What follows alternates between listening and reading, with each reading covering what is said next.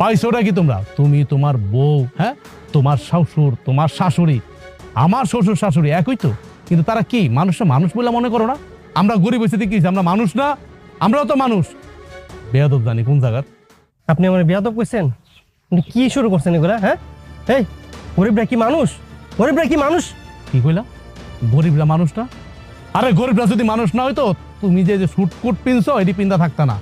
আঙ্গ ঘামের পয়সা দিয়া, আঙ্গ পরিশ্রমের পয়সা দিয়ে তোমরা ফুটাঙ্গিরি করো, বুঝছো? আমি গরিব গরিব বললে মনে হয় না, না মানুষ বললে মনে হয় না। মনে হইবে বা কেমনে? তোমার বাপ মাই যেমন, তোমার শ্বশুর শাশুড়ি তেমন, তোমার বউরও এরকম। তোমার তো ভালো শিক্ষা দিতে পারে না।